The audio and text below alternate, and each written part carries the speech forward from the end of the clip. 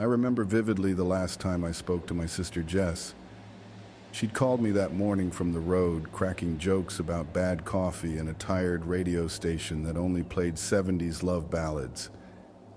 She told me she was en route to Billings for a short trip, that everything was fine, and she'd call again once she settled in.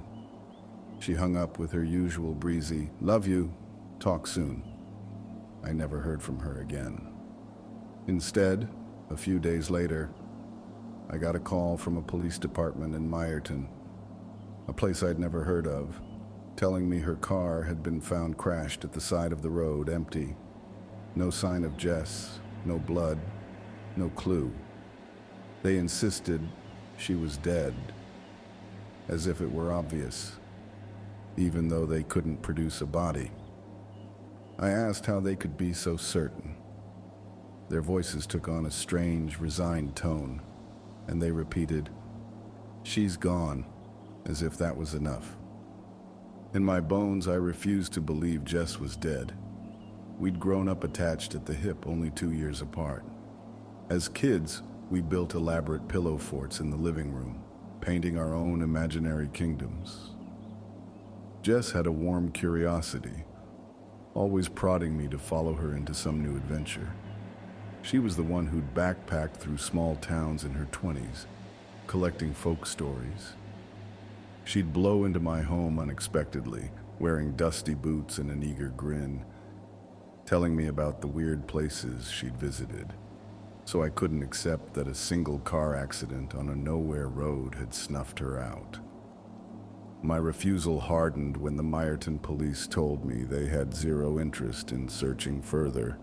No point, they said, though they offered no proof of her death.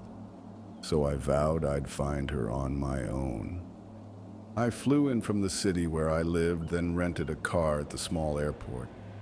My plan was straightforward: drive to Meyerton, talk to the local cops in person, comb the crash site, and figure out a possible lead. But from the get-go, something conspired against me. My flight landed late, so I left the airport near dusk. By the time I was on the highway, it was close to midnight. I followed my GPS instructions to take exit 19C for Meyerton. The first sign I spotted was exit 19A, then 19B, then exit 20, no 19C. Exasperated, I looped around the highway repeatedly, scanning for any sign of 19C. But I only saw unbroken guardrail where the GPS insisted the ramp should be. My phone refused to offer an alternate route. It was as if the only path to Meyerton simply didn't exist in the physical world that night. Finally, I saw a flickering neon sign for a crummy roadside motel near exit 19B. Tired and unnerved, I pulled in. Inside, the reception area was dim, lit by a single floor lamp. A man behind the desk reading a tattered paperback barely looked up. I approached, trying to stay calm, but my voice shook as I asked if he knew how to get to Meyerton. He let out a soft sigh, said, "Try again in the morning." I pressed him, told him Jess had crashed there, that she was missing, that I needed to see if anyone had info. He studied me with deep sorrow in his eyes, the face of someone who'd aged beyond his years. "They all vanish," he murmured. Confused, I insisted he elaborate. He introduced himself as Gary, admitted that he lost his fiancée to Meyerton. She'd gone there years ago, disappeared, and eventually reappeared in a way that made him wish she never had. He wouldn't detail what that meant. Instead, he said, 19C will be back by morning, but once you see for yourself, you'll want to turn around." I demanded to know more, but he refused. All he did was hand me a room key, telling me to get some rest. The way he said it sounded like a warning.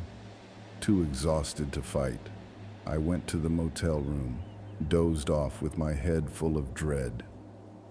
Next morning, around 9 a.m., I got back on the highway, half disbelieving Gary's claim. Then I almost swerved off the road when I saw it, a battered green sign reading exit 19C.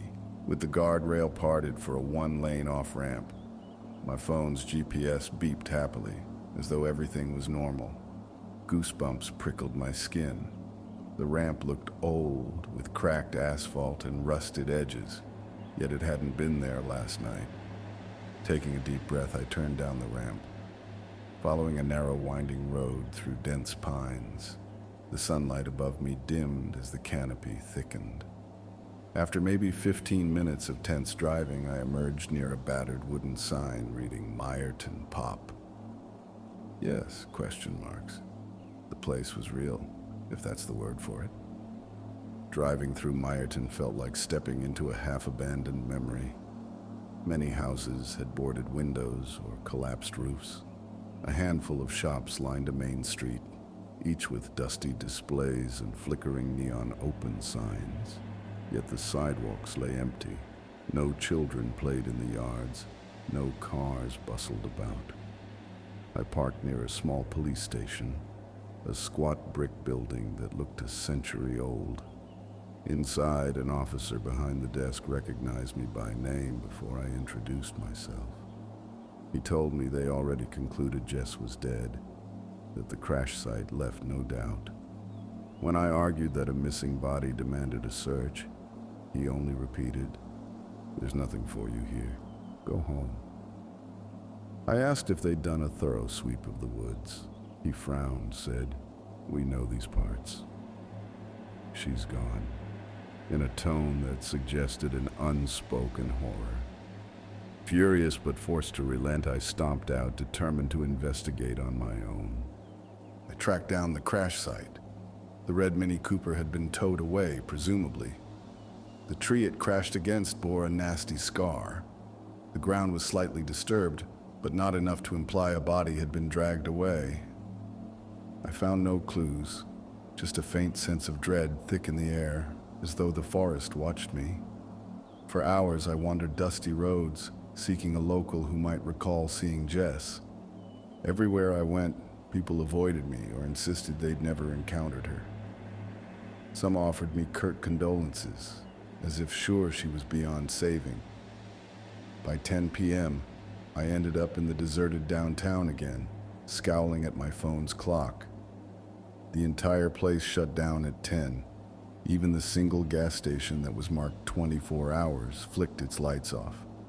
I parked near it anyway, hoping to glean insight from the gloom. That was the first time I experienced the phenomenon that nearly devoured me. Around 10:50, a wave of unnatural silence fell. Not a breeze, no chirping insects, no hum of electricity. Then I noticed a blackness advancing from the tree line like pure nothingness, erasing everything in its path. It triggered an instinctive panic. My lungs seized, the stench of decayed fruit and scorched meat flooding my nostrils. My headlights flickered under its approach. I realized this was more than darkness. It was a living void. Summoning every shred of courage, I started my engine, tires squealing.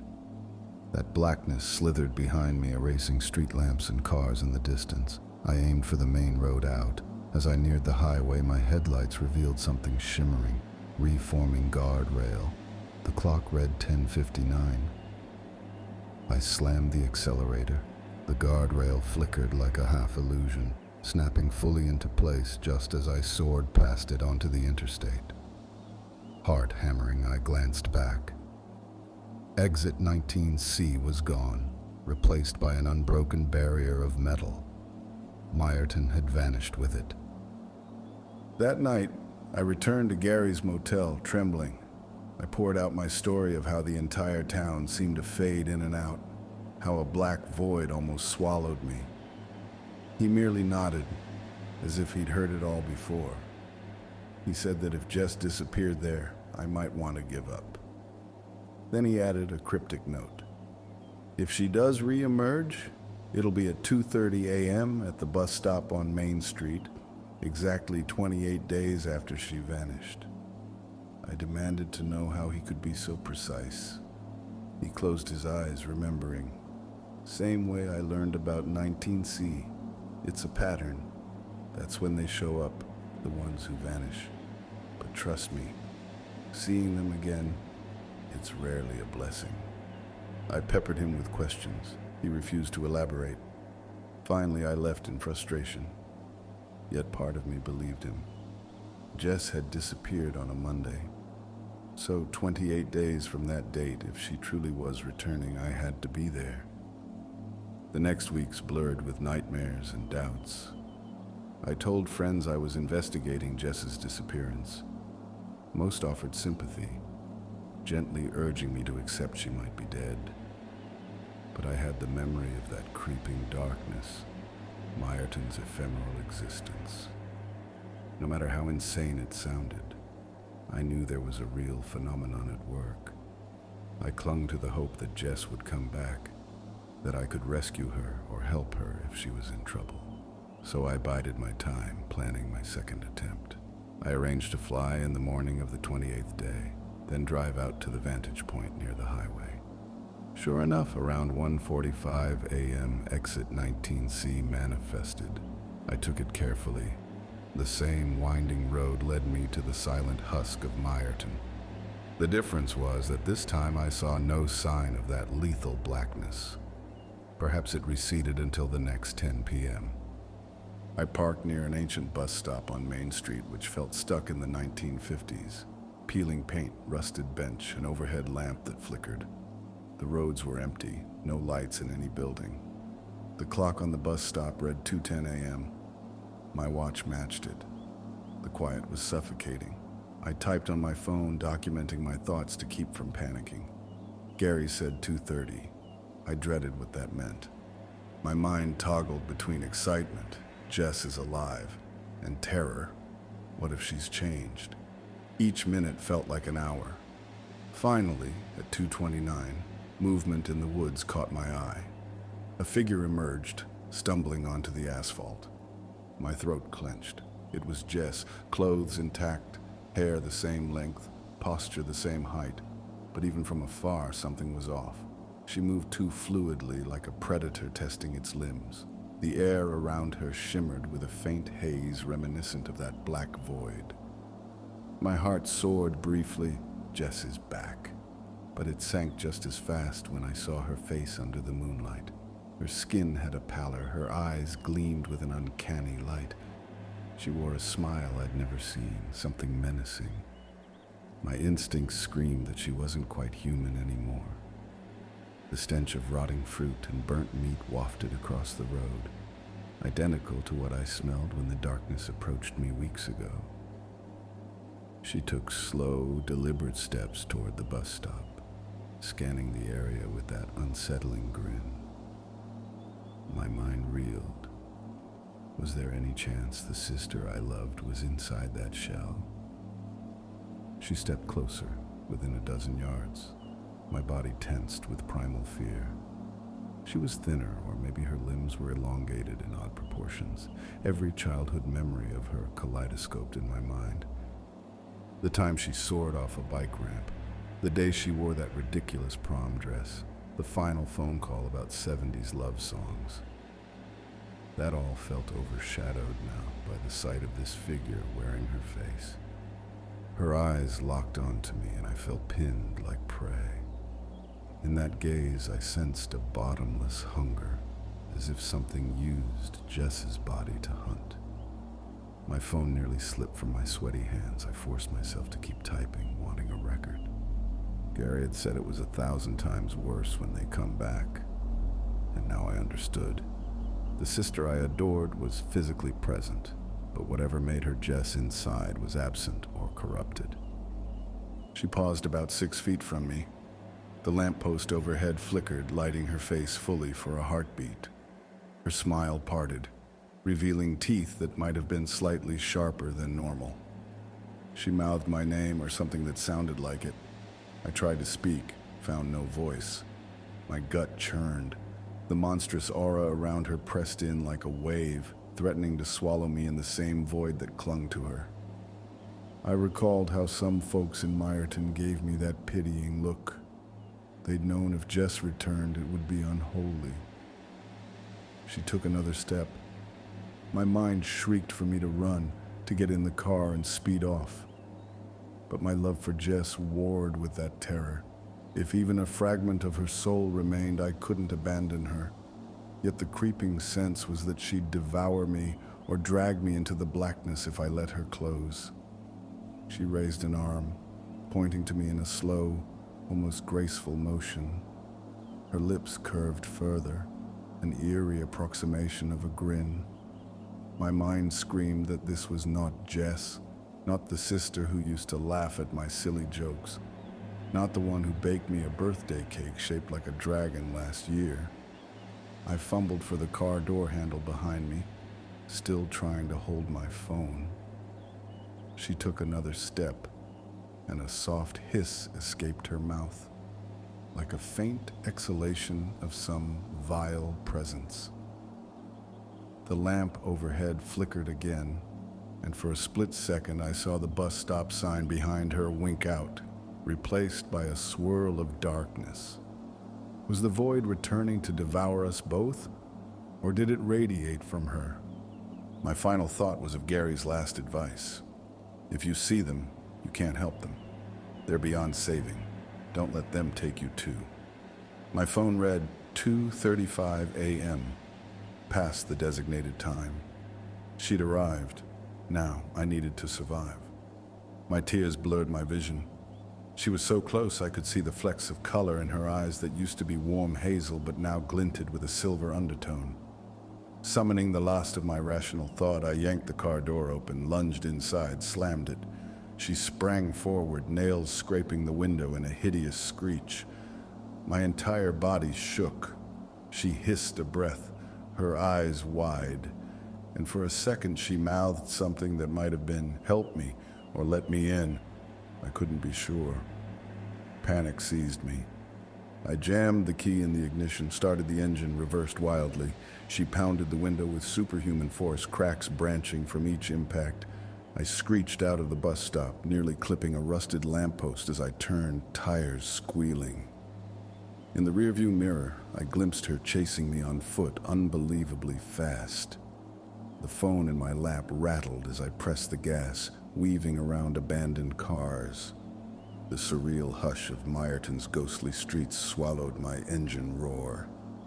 She was still behind me, a pale shape in the darkness, but I was faster with a car. As I approached the route out, a shiver of terror reminded me that the road might vanish at 3 or 4 a.m. or whenever Meyerton decided. I prayed it was still there. The guardrail was indeed parted. A sign that said 19C flickered at the far edge. I saw that swirling blackness creeping up from the corners of my headlights, as if it wanted to seal me in. I didn't slow, roaring onto the ramp, half expecting it to vanish mid-curve, but I burst onto the highway intact. The barrier reformed behind me in the mirror, the swirling blackness receding. My phone beeped, finding service again. I realized I was safe from Meyerton for now. But what about Jess? She'd come back, sure, but as a twisted husk or a puppet for that malevolent emptiness. My heart hammered with heartbreak and guilt, but also relief that I'd escaped her. I saw no sign of pursuit on the highway. Easing off the pedal, I kept driving aimlessly, tears streaming, mind spinning with the final image of her face, famished, monstrous. The sister I knew was gone. This thing wearing her shape was purely a predator. Gary's words rang in my head. I wish they never found her. That might be my lament, too. If I had accepted her death, maybe I'd have been spared the anguish of seeing her like that. But no matter how horrifying, at least I tried to find her. If there was even a shred of her left, well, maybe it was worth seeing the truth. Now, an hour later, I'm at a rest stop. The clock says 3:40 a.m. I had to pull over, too shaken to continue. My phone is down to 12% battery. That's why I'm typing this. I want a record in case that swirling blackness or whatever hunts me next. Because I suspect Jess might be out there, roaming roads or searching for me. I sense no normal life remains for her. She's become an agent of Meyerton's cosmic horror. Or maybe the emptiness swallowed her soul and spat out a shell. However it works, the Jess I loved no longer exists. The final heartbreak is that she was likely gone from the moment she crashed. That's what the police meant when they insisted she was dead, even though her body was missing. I'll release this account to the web if I can find stable data signal. People need to know about Meyerton, about the road that appears around 2 a.m., about the watchers in the trees, the blackness that devours everything after 10 p.m.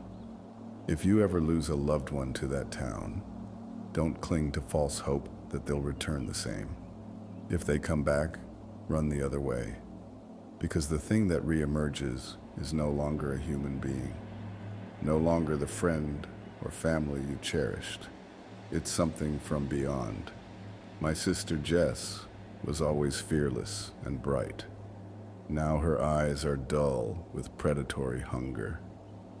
I'm not sure what she wants, my life, my soul, or to drag me into the same nothingness that claimed her. Even as I wrap this up, I keep glancing at the darkness around the rest stop. My nerves are shot. I half expect to see her materialize beyond the gas pumps, wearing that twisted grin, waiting for me. Or to find exit 19C again, beckoning me back to a place that defies reality. But for now, the horizon is quiet. I suspect I'll never truly feel safe again. I might change my phone number, flee states, but if Jess wants me, can any distance keep her from me? If she can cross the impossible threshold of Meyerton's illusions, no ordinary roadblock can deter her. I guess I'll find out. All I can do is share this story, because Jess vanished from a town that officially doesn't exist, and then she came back. But oh God, how I wish she hadn't. She was the best part of my childhood, my partner in crime, the sister who'd pushed me to explore roads less traveled. Now those same roads took her from me and spat out a monster. If you ever pass near exit 19C at night, keep driving. Don't yield to curiosity. If someone you love also went missing there, please trust me. You don't want them returning. The best you can do is mourn them as gone, because the alternative is this harrowing sight, a shell wearing your loved one's skin, smiling with inhuman hunger under a flickering street lamp at 2:30 a.m. in a ghostly bus stop. And that sight will haunt you forever.